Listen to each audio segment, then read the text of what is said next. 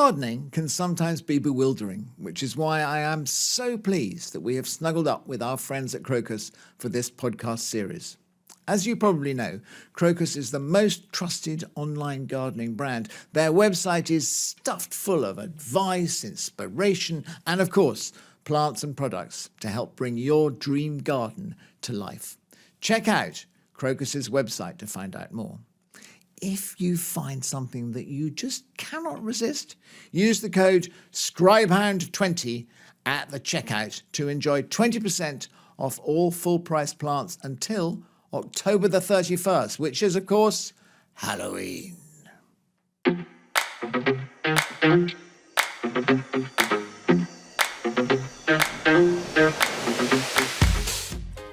Hello, people from across the world, and welcome to the Scribehound Gardening Podcast. And my name is James Alexander-Sinclair. And my name's Joe Swift. Are we global now then? I think we're absolutely definitely. I think by our very nature we are global. We have a worldwide appeal among gardeners and non-gardeners alike. Lovely. Across the many countries of the world. We are here basically. We're going to talk about gardening a bit, and we're going to talk about other stuff. Part of this is a conversation between us, but the other part of it requires the cooperation of the listening public. What do we want from them, Joe? Well, we want questions mainly, but not obviously dead plants or dull questions, the 2Ds. We also like, so we could do with some feedback. I'd like a little bit of feedback because it's funny because on say Spotify where you get your podcasts. You don't put comments and stuff like that, do they? So you can do. Can you? Put a review. You can put a review saying, "Oh, well, can you we review love us? James and Joe," or we could on do with one Spotify. of you, but not the other. Yeah, or Apple, or wherever you get your podcast. There is a place where you can put a review, and it would be really nice actually if some people did, because that's how we get our name out there, and we get a bigger and bigger listenership. And then we can go on and do more of this, and maybe even more than once a week. We could do like 7 times a week podcasts. We could do a cruise. We could do a cruise, James. We could do a cruise. Where would you like to cruise to? I have done a cruise once, a gardening cruise, and I was one of the speakers on the cruise. Where did you go from and to? It was around Amsterdam. It wasn't just down canals and stuff, but it was the bulb season, the tulip season. Oh, so it wasn't on a massive, great cruise ship? No, it wasn't a massive, great cruise ship, but I have been on a great cruise ship as well. I was just trying to remember where that was. And that was from Singapore, and it was going all the way to Borneo. And I was only on it for 2 days, like 2 or 3 days, because I couldn't spend 2 weeks on a boat with lots of cranky people, frankly. And the weird thing is, when I gave my talk, I didn't know that you get some people watching it, coming and seeing you do it, but I didn't know I was being beamed into everybody's cabins. Oh, so there were people in their pants lying on their beds They're all, watching you? exactly. It was after lunch. They're all lying there in their pants watching me on the telly, and I had a few people in front of me thinking this is a complete disaster. But the next day, everyone came up and said that, and they really enjoyed it in their bedrooms. I was offered a cruise once. It was, they said, we'd like to come and do a talk on a cruise. I said, yeah, okay, where, how? He said, well, it's in February, and it's in the Baltic. Oh. So I thought, that's going to be a bit parky. And then I said, and how much would it pay? He You didn't say, have you got any heating? I think just the idea of just being, it'll be rough, it'll be rough and sicky. Yeah. And then I think it was like 200 quid for a week. Wow. Which I thought, hang on, maybe that's pushing it a bit. It's like a talk a day and chat to people and all that sort of stuff. So I declined. I politely declined. Anyway, we're not talking about cruises at this particular The thing moment. about cruises is you can't get off. That's the problem. A boat. That's the You thing. can't get off. That's about like river boats and everything like that. The worry about it is you can't say, look, I'm terribly sorry, I need to leave right now. No, Or, you're I'm in a either hurry. stuck in your cabin or you're out there chatting to people about their dead plants and dull gardening questions. Which is the difference between the rest of the world and the Scribehound Gardening Podcast. Exactly. Because we don't do all that kind of stuff. We do not.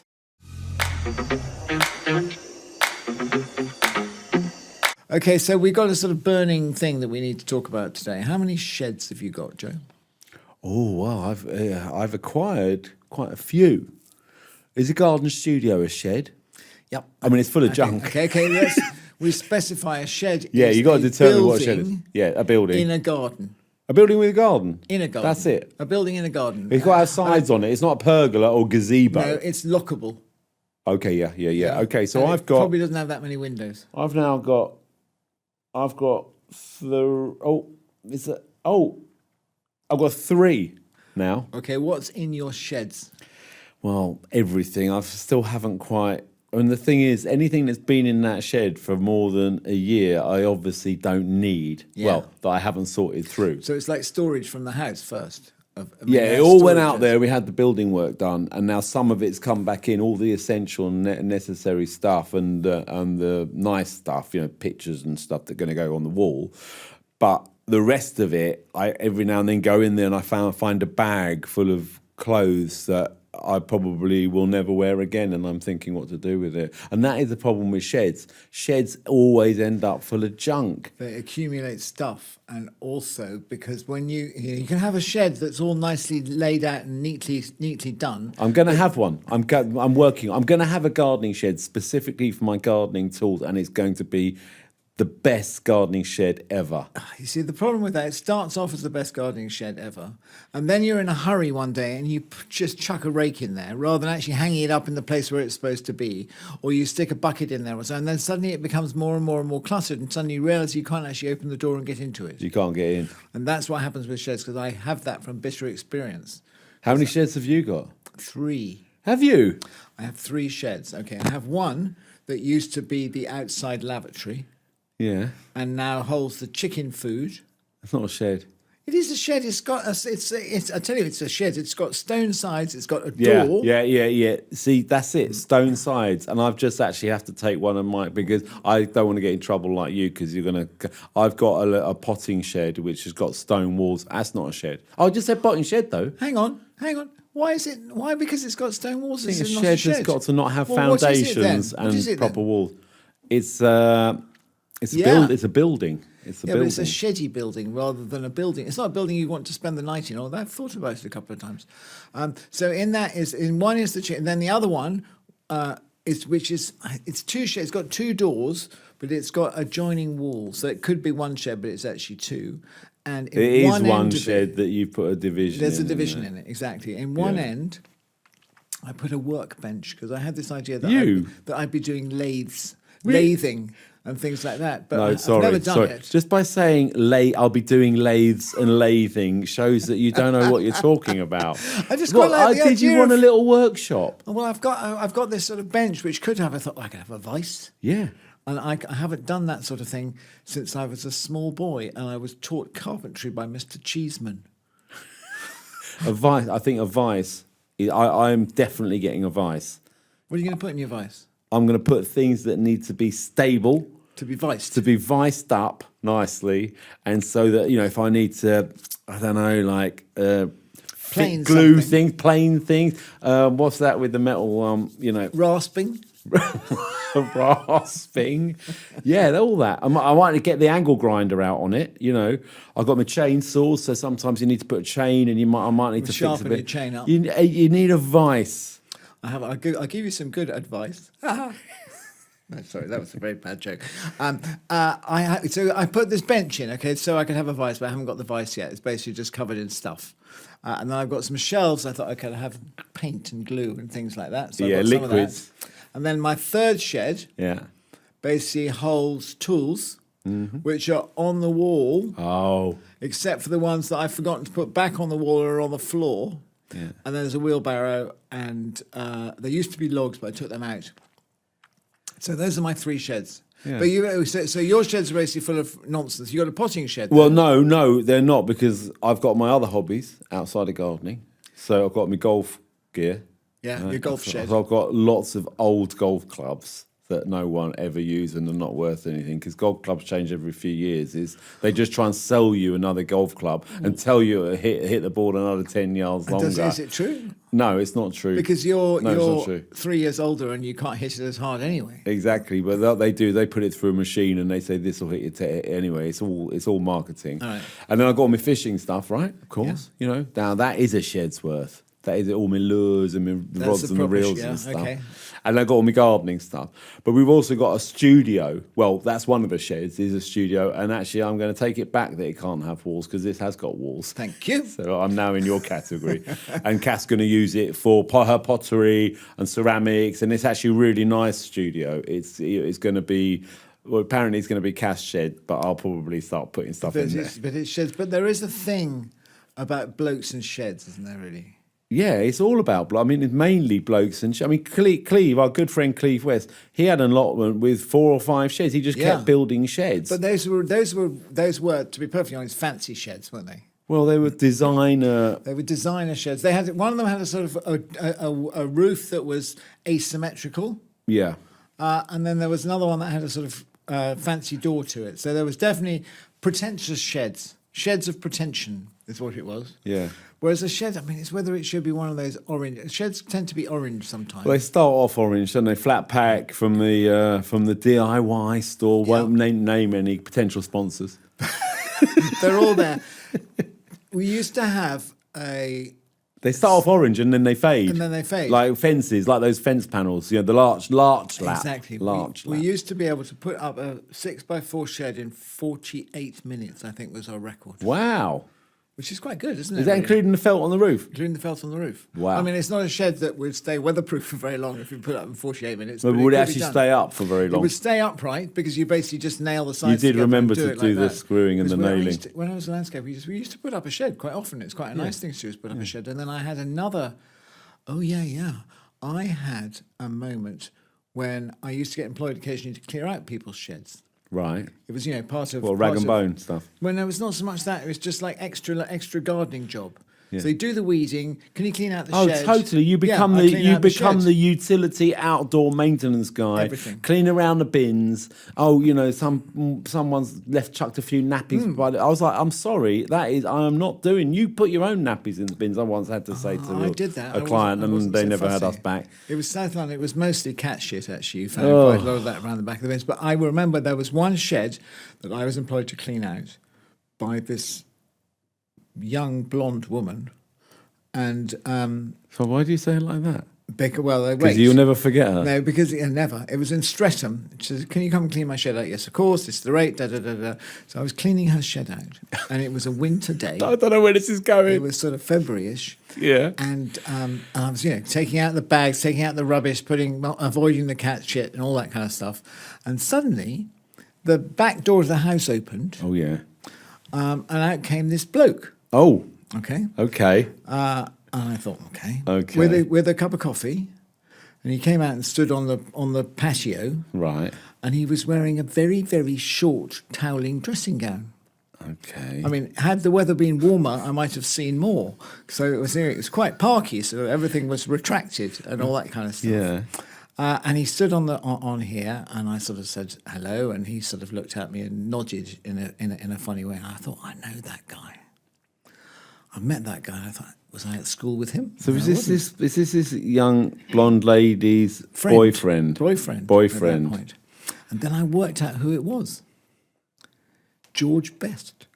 It's George Best. It was George Best. George Best, the footballer. George Best, the footballer. You're joking. George Best, the Northern Irish tornado and Manchester United player, in a very, very short toweling dressing gown that left little to the imagination, but you could see how well turned his calves were. And I was cleaning out his girlfriend's shed.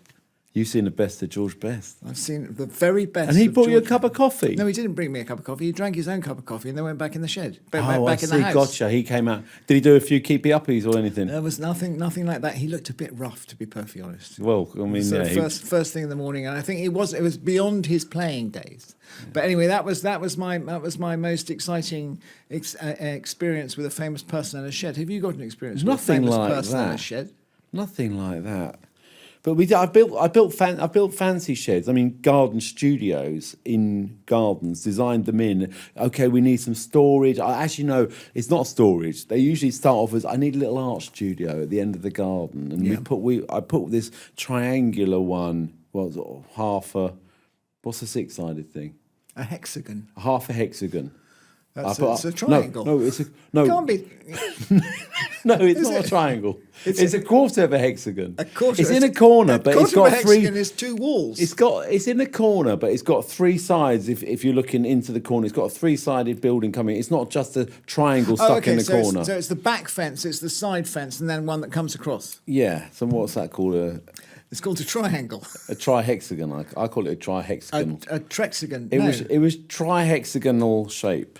Anyway, and it had smoked glass in the front and a sliding door, and it had a green roof on it as well. It had a green roof because the garden was designed, the back of the house sort of had these large windows and people looking down onto this garden. And it's actually an iconic garden. It's this one with, well, I call it iconic. Well, iconic because It's the one with these timber, I basically lose the rectangle, these timber uprights that sort of fade I've seen down. that. It's been in books. It was on the front cover of my first book. And there's this beautiful garden studio in the corner because she was a bit of an artist. I'm getting back into painting and all this. It was only tiny. It's probably 2 meters by 2 meters. I mean, it's 2.5 meters by 2.5. Small garden. Anyway, we went back a couple of weeks later and it's just full of junk.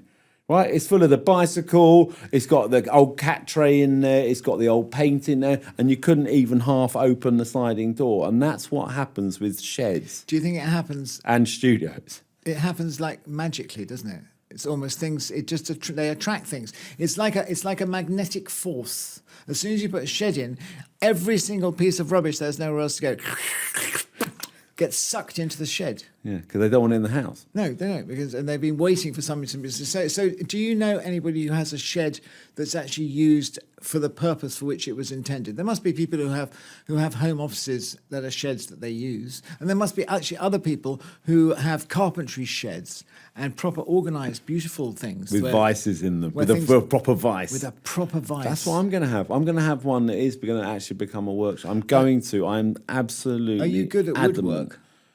Yeah, I'm quite good at woodwork, and for my birthday, I got a router. Well, I got a voucher. You got a router? Is it a router or a router? It's a router. It's a router. A router is what you get your Wi-Fi from.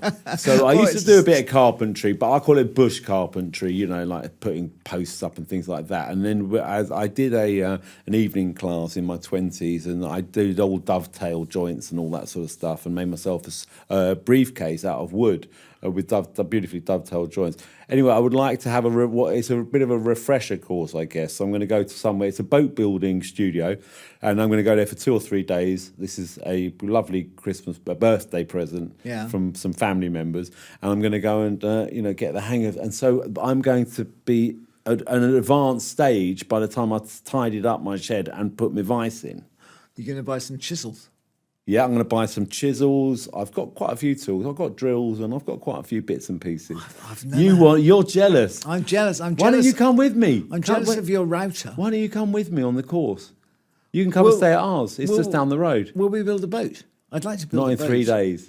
We're not going to build. Well, you don't. It might not be a very good boat. If you build a boat in 3 days, you don't want to get in it. That's for sure.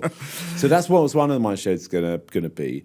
But what is it about men and sheds? Is it just to get away? Is it to get away from the missus and go and have somewhere where you can? Is it all just? Do we all just want somewhere to pot and pretend that we're making things? I think they want. Yeah, we want to pretend that we're creating, works of art or useful pieces of kit. It's also it's like an allotment. Sometimes it is a place to get away to and a place to sort of go. But then I guess they've always. If you think back to historic sheds. We go back into the realms of garden history, and where do you think the first? I mean, the first shed was obviously. You're going to ask me where I think. I think the first shed. I think it would be Scandinavian logs. It would be a stacked with a turf roof. With a turf roof, yeah. But in those days they weren't called sheds; they were called houses. That's where the Vikings would live in these things. Thing is, I know when you throw a question across to me, I often just look here a bit sort of like I know it's coming. I know where the shed started. I know you know, but I'm there. I just had a stab at it. You see, I'm going to have a go at these. I'm going to have a go. I think it wasn't a trick question. I don't know when the first shed was because obviously it was a house. I thought you did. You got a smart house. Now I was talking about the extension of a shed, which is basically a shed. Okay, so definition of a shed. A building. Is this James's definition? This is my definition of a shed, which is basically the only one at this point that matters. My definition of a shed is it's a building in a garden or on a property that is not used for domestic purposes. So, for example, if you go into an old garden, does that make sense? Yeah. If you're an old garden, maybe I'm it's trying to think what a non-domestic purpose is. Well, if it's just there for decoration, or it's there as an eye catcher, or it's as we're going into summer houses now, as somewhere to go and sit. A feature shed. Okay, so there's the utilitarian shed, which is where you have your workshop and you have your tools and all that kind of stuff, and your vice, the vice squad. So you have your vice squad is in that bit, and then you've got your decorative shed, which is maybe a summer house or maybe a folly. No, that is not a shed. It's not a shed. No, that's a summer house or a folly. They've got names. They've got a different name. They are not. A shed is utilitarian by definition. Else. I'm sorry. Why is... I think our listeners and viewers will agree with me. But why is the home supporters end at Stamford Bridge called the shed? Because it's just full of junk. Oh no, I'm going to get lynched now by all those mad Chelsea fans. You're going to get pulled because it must have been a shed. It must have been a shed eventually. They are built like sheds. So a lot of those football stadiums are built like sheds. They're just RSJs with a load of corrugated roof on the top. But then that's a warehouse. I mean, I think. Okay, so the importance of a shed. We're talking garden sheds here, though, because you've got agricultural sheds, storage. We're talking garden sheds. I'm coming back to garden sheds, the sort of garden shed that you could possibly buy from somebody who might sponsor this podcast at some point in the future. Flat pack shed. Or not necessarily, maybe one that's just been built really nicely. You could, because if you're in your workshop shed... Yeah. You can build... Oh gosh, what's first, the chicken or the egg? Yeah. What's first, the shed or the shed? Yeah. Then you could build something much nicer because you can use your mortise and tenon joints in order to create a shed that is beautiful and lovely. Don't run before you can walk, James. I think that's going too far. I have to come do the course first. Yeah. Mortise, isn't that what they're called? Yeah, that is what they're called, yeah. Yeah, where you have a slot and a thing. Yeah. That goes into the slot thing. Yeah, mortise thing. and tenon, that's right. Yeah. There's that, and then there's a dovetail, and then there's those really complicated Japanese Japanese sheds. You don't ones. dovetail. It's too fancy. You don't need a dovetail on a shed is pushing it. Okay, so what about this whole idea that we've skated around about the idea of blokes in sheds? Yeah, blokes in sheds, because what do they do in sheds, men? I mean, I once filmed on this allotment up just outside Liverpool, Bootle or somewhere like that, and there was a shed, there was a group, and it was very important. It was important for these men. There were single men, a lot of them had lost their wives, or they were single men, and they were on the allotment, and there was one shed in particular, had this little wood burner, and they all met there for lunch, and, they chewed the fat. They discussed their lives, and it was really important for their mental health, and that was on an allotment, and it was... There's a charity called Men in Sheds, and they fix things. They did some stuff at the Horatio's garden that I made in Glasgow. They came along and they mended a sort of trolley that we sold plants on, and they come along and fix things for hospices and hospitals and old people and all that kind of stuff. They will come along, and it's two things. It's a sort of bonding exercise for the blokes. Yeah.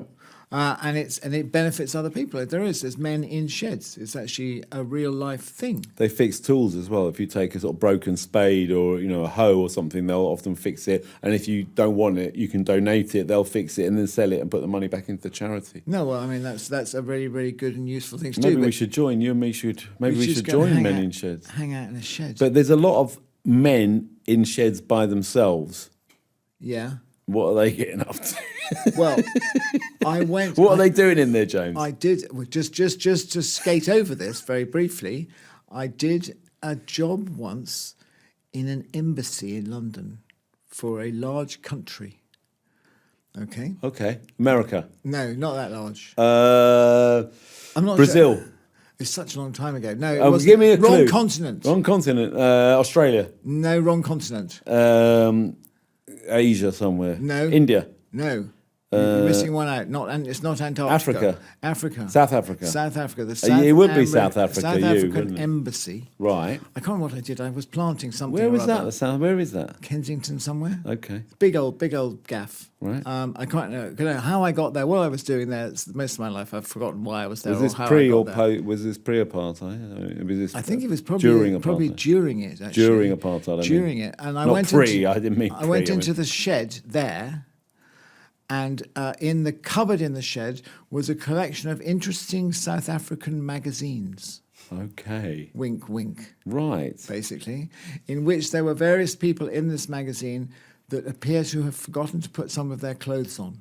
Okay. So I think that maybe something that happens in How sheds. long were you in there for? I was in there for a very short space of time.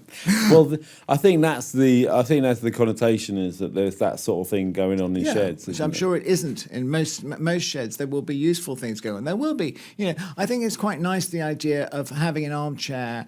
And it's like in greenhouses, people often have an armchair, little wood burner, maybe a kettle, fridge for the fancy ones, all of that kind of stuff. So I had a shed on my allotment years ago. I had a shed, and I used to chip my potatoes, in the window of the shed. I bought this shed on eBay. Cleve actually helped me pick it up. I bought this shed. I had a van, and I bought this shed for 20 quid, and everyone thought I'd been done because it was rotten.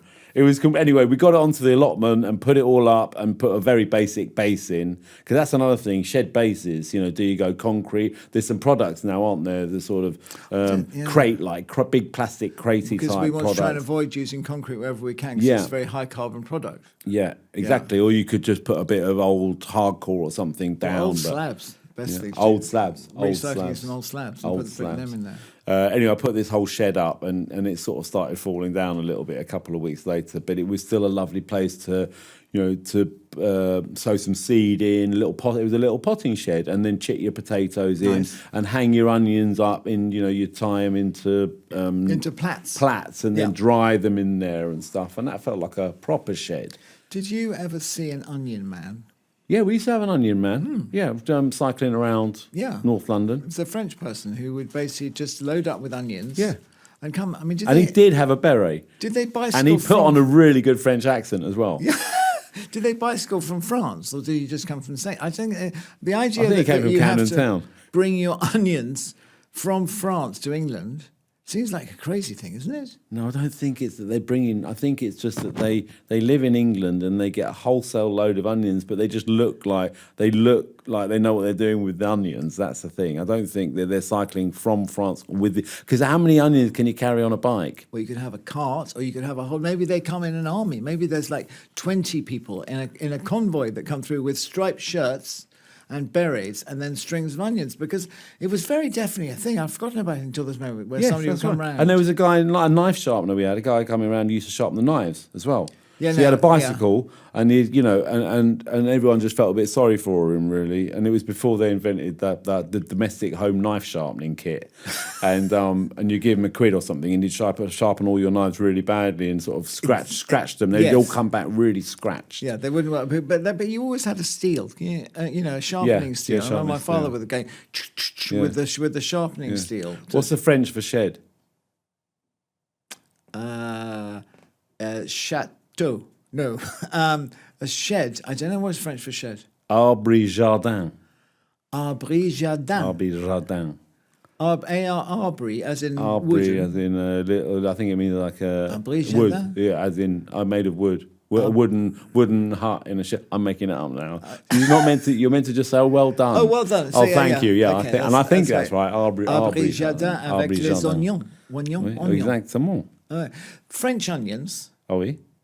French onion soup was a big thing around the time the Onion Man. Maybe you could only get the very 70s, isn't it? It was. It had a little sort of floaty bit of croutons. Welsh rarebit. It had cheese on top of it as well. You're mixing. I'm mixing my things, but there was a bit of bread with cheese on it that floated on the top like a crouton, but it had cheese on it. Oh, what about food in sheds then?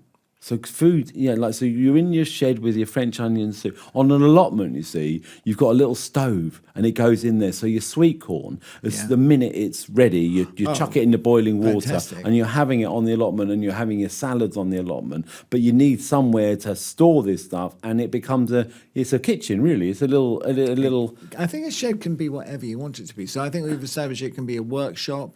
It can be a somewhere to just go and have a kip after lunch. It can be a social space for the men in sheds thing. It can be a charitable thing. It can be a decorative thing, because we've got some pretty sheds every so often. I'm thinking of turning one of my sheds into something where you're going from somewhere where you're going this summer.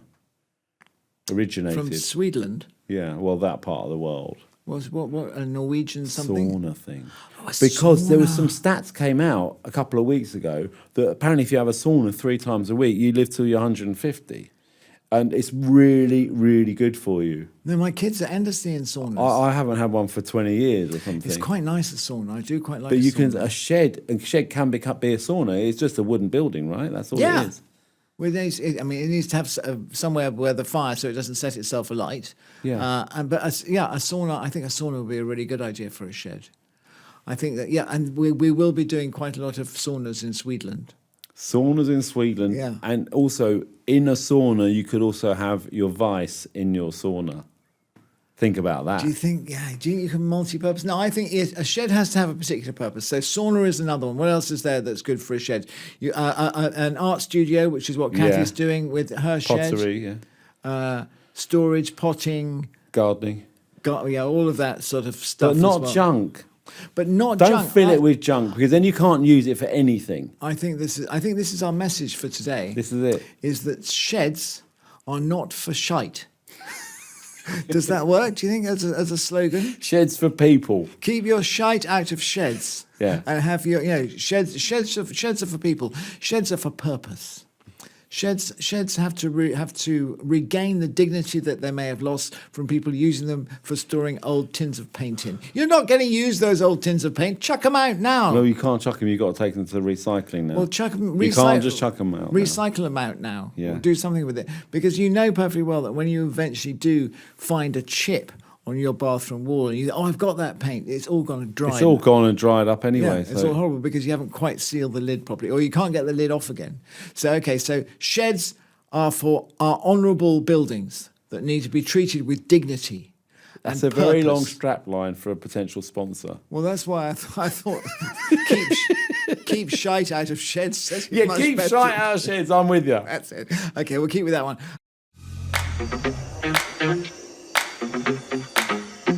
I think we got some questions. Oh, excellent. They're still coming in thick and fast, the Still questions, aren't they? Rocking in. Which card would you like, Joe?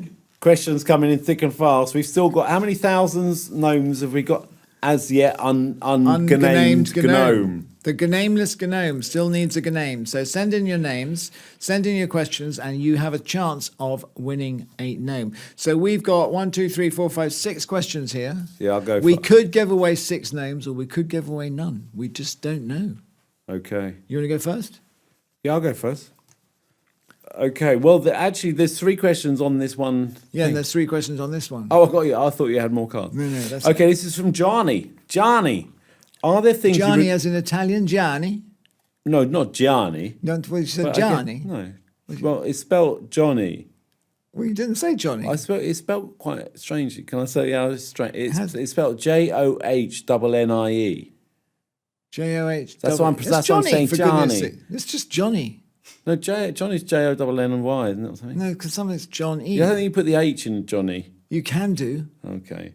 Are there things you regret not doing in your garden when you started, which may be useful for gardeners? Useful? They want us to be useful. Starting in a new garden. Are there things you regret not doing in your garden when you started? Well, no, because I've got a new garden and I've got all this wealth of experience behind me, so I'm now applying that to my new garden. There will almost certainly, I tell you this with experience, something that you'll forget. And something that you'll look back on in 5 years and think, oh, God, Well, no, wish there's I'd nothing done I've that. forgotten. There's just lots of stuff I've got to do. That's the thing.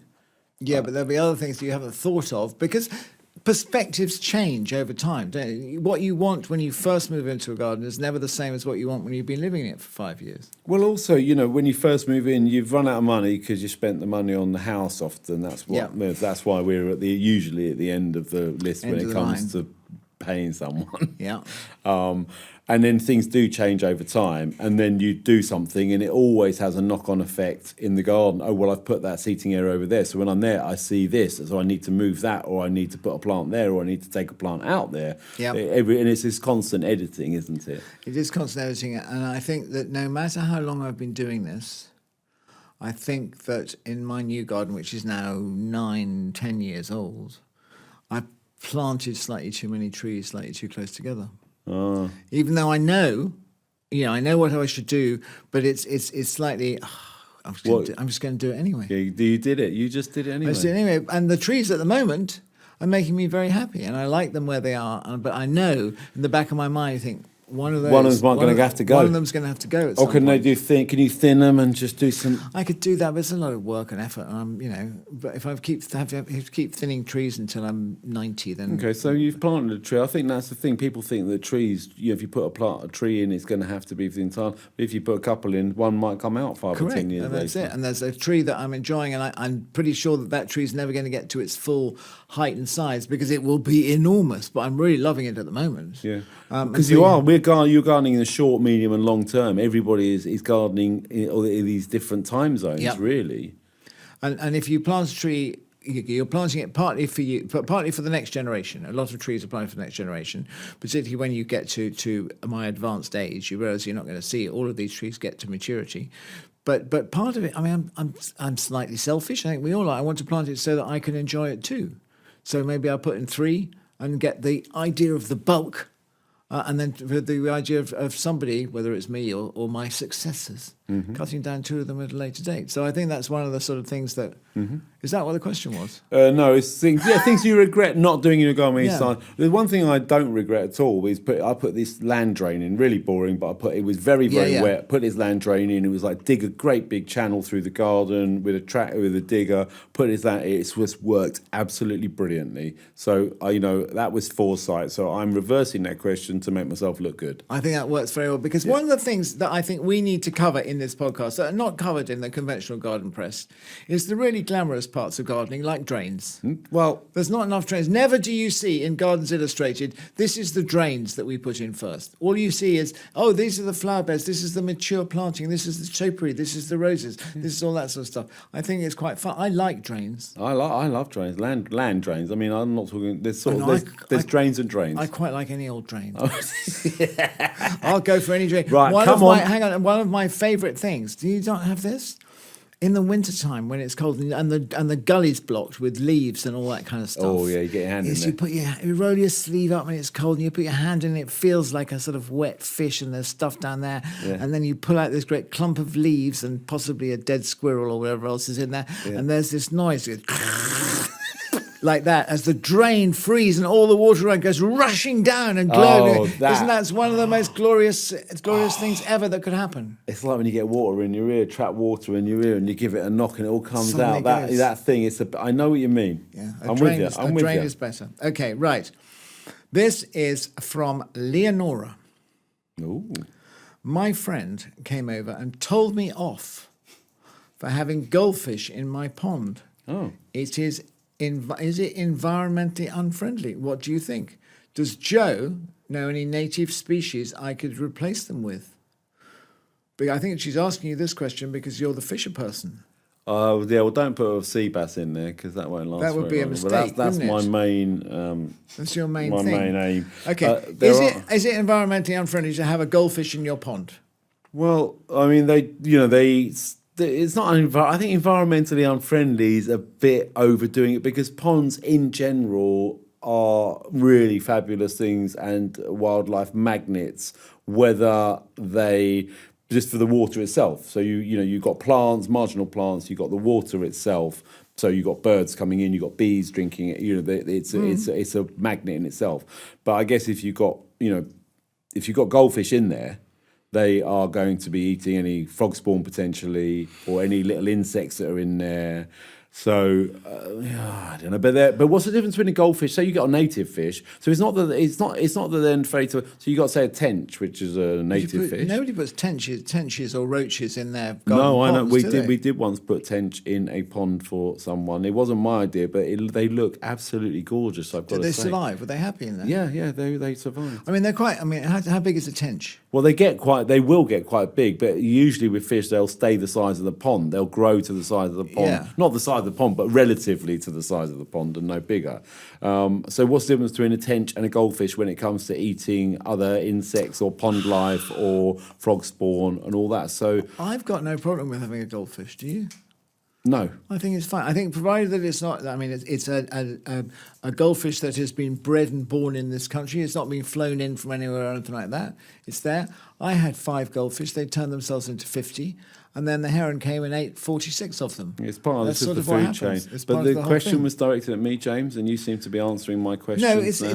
directed at both of us. There's just you're a an fish addendum expert now, here. are you? I'm doing the first section. Second section, does Jo know any native species she could replace them with? And you're suggesting a tench. Well, you can grow tench in a pond, but not a tiny little pond, but yeah, you can. Anything else? I think that'll do. Okay. Does she get a gnome? Definitely. We've got thousands. We've got to get rid of them. Leonora gets a gnome. Okay. Your next question. Next question. Okay. Or Andrey. I think this is misspelled because it's either Audrey or an Andrew, but they've been called Andrey. Andrey. How do you feel about It's that? Russian. Andrei. No, that'd be A-E-I. Andrei. It's also with a Y as well. Andrei. It's a long one. Really interested in the plant hunter's good or bad history. As I look out onto my garden, I find no plants that originated from here in Scotland, apart from the hills that I also see from my house, which are mainly gorse and heather. And when I walk through the grounds of a neighbouring estate, the grand trees and rhododendron, and wonder at the amount of money that was available in that time to Lord and Lady such and such, and what would our gardens be without them, or could they be better? Sorry, I have lots of questions. And they've got lots of questions and not one comma or a full stop. Okay, I'm going to... So it is an interesting one. I'm going to shelve that question, because I think we could do a whole podcast about plant hunting and all that kind of stuff. That would really show your knowledge of. And that would mean that I would be able to have a book on my knee and no one will be able to see it. Yeah. But I think that's too good a point to just be a question. Okay, fair enough. Yeah. Move on to the next one. So we'll go then. back to Andre at some other time. Andre. Andre. Okay, Janie. Hang on. Does Andre get a gnome? If we, oh gosh, no. Gnome. No, not yet. Not yet. Okay. I mean, I think he or she can have a delayed action gnome, and if we do that, I think that would be an interesting one to do a whole podcast about, wouldn't it? We've got a filing system somewhere, James. Yeah, he's called Louis. He's over there. Oh yeah, Louis. He'll file it for Nice us. There's one, no Louis. problem. Janie, what is your favourite style of fruit tree? So it's not what's your favourite fruit tree. It's what your favourite style is. So I'm assuming that she's talking about pruning techniques. Oh yeah. What do you like then? Well, we're talking espaliers, fans, cordons, stepovers, all that sort of thing. Cordons. W cordons, yeah. Yeah. And then there's the cup. What's the? It's called a cup, goblet pruning. Yeah, but that's the first lot we were talking about are against the wall. Yeah. Whereas the goblet is freestanding, isn't it? That's correct. Yeah. I just like I'm that. gonna go for one. I'm going for one. Okay. I'm going to grow some cordons because they're the most efficient. And Tom Hoblin, the garden designer, when it filmed in his garden, he's an apple expert, and he planted one every metre. And so in 12 metres, you got 12 different varieties of trees, and they all produce quite a lot. But they're not the most attractive. They're just describe a cordon to me. Cordon's a stick. It's a stick at an angle, or it's a stick going straight up? Yeah, it's at an angle. But you can plant them straight up, to be honest, but they often plant them at an angle. So they look quite decorative when you've got a row of them, but individually they're just a stick at an angle. But I think a fan trained, peach or pear or something is even more attractive than an espalier. Fan is a fan. I can explain a fan. A fan is, when it's like if you hold your hand out, it's fanning out. It's like a fan, basically. A fan is like a fan, isn't it? It's just like a fan. It's just like a fan. So I'm glad we it's fanish. Defined that. I like an espalier, but I see what you mean. It's quite sort of disciplined. So an espalier is basically lines, one on top of the other, going up, going up a wall, horizontal lines. I went once to West Malling. Have you been there? West Malling. Malling is, I thought it was Malling. Oh, that's where they get the fruit collection is, and where they get all the rootstocks from, M25 and all that kind of stuff. Yeah. And the M17 and the M11s. And all those motorways. They're all called Malling. Yeah, that's right. And I remember walking through it and seeing these, sort of like a demonstration garden of all these various things. And then there's some really lovely French drawings, because the French were quite good on that kind of thing. And so they go etchings, and they've done lots and lots of those at Bridgewater, which is the RHS garden near Salford. Yeah. And they've done lots of, they've done the U's, which basically look like a U, and the W, which is a U with another U inside it, isn't it? I know what W is. But it's not a W. It's not a W as in, you as know in what Willy fan Wonka. is. It's a double U as in umbrella. Oh, double So U. it's U that goes up. Well, I'm drawing it in the air, but nobody can see it because this is the podcast. Yeah. But basically, it's a U and then a smaller U inside it. Okay. So it's U and U. Oh, lovely. Is that your favourite then? I really like that because it's quite sort of complicated and quite interesting and quite intricate. But there's also other ones like the Goblet. The Goblet is fab. There's some Goblet pairs at West Malling, Malling, whichever one it is.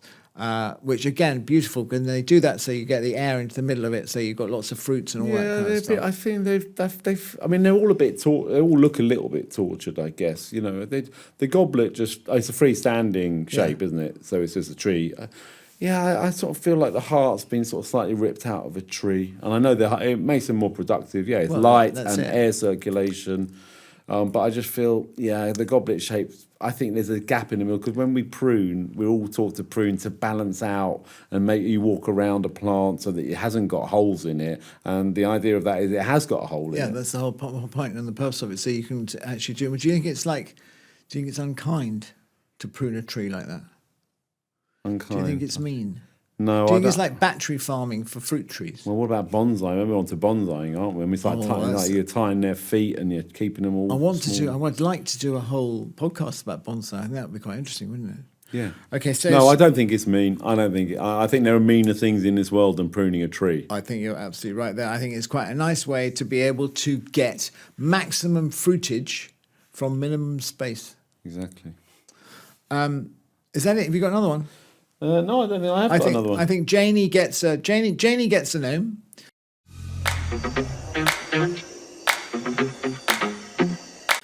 So that's fine. We've given away some gnomes, and we've reached the end of this week's podcast. We will, of course, be back again, relentlessly and continuously. Not getting away from us. Next Tuesday, we're back on the what? Back on the ball, back on the spot, back on the wagon. No, that's a different thing, isn't it? Back on the tee.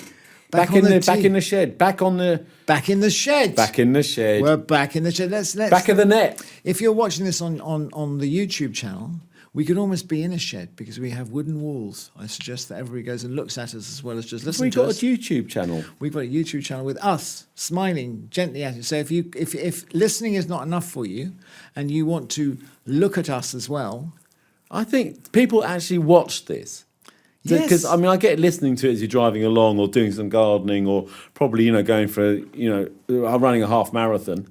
I mean, what would keep you going more than this? Nothing. But I don't know. Watching us just rabbiting onto each other is quite a weird experience. People isn't it? across the world, Joseph. It's like watching a chat show, is it? Yeah, and then what they do is that they come in from a hard day's work. They cook themselves a nice dinner. Yeah. Maybe depending on where they are in the world. Maybe if a bit of seal steak if they happen to come from the frozen north. We're going to have the vegans or some after us French now. onions. French if onion they come soup. from France. Warming, hearty all of French that, onion and soup. they sit down on their settees, on their sofas of an evening. Yeah. They draw the curtains. Yeah. And they say, "What shall we watch tonight?" And hundreds of them say, "I know what we'll watch. We'll watch the Scribe Hound Gardening Podcast, and we'll see what James and Joe look like." Very few of them come back the second evening. Exactly. So listen to us instead. And if you click on the link in the show notes, it will take you there to subscribe. We really need you to subscribe to the podcast. You can do that through Apple, through Spotify, through wherever it is. And tell your friends, put in reviews, all of those kind of things. And if you want even more Scribe Hound Gardening, then you can subscribe to Scribe Hound and get how many writers, Joseph? You get 30 writers, so you get one every day of the month. I mean, even if the month's only got 28 days, you get 2 extra thrown in. Well, hey, and give me the names of 3 of them. Me, you. Apart from there's us. loads of us. I mean, there's Hugh Richards, isn't there? There's Ben Dart. There's Alan Titchmarsh. There's Mark Diacono. There's Sarah Raven. You know them all. Tom Stewart-Smith. Tom Stewart-Smith. Adam Frost. Adam Frost. All the great names of gardening. Well, amongst the great names of gardening. So, yes, you can, if you go, again, in the show notes, there's a link to scribehound.com. If you've got a question for us, then you send it to gardening@scribehound.com. and we will see you next time. See you next time.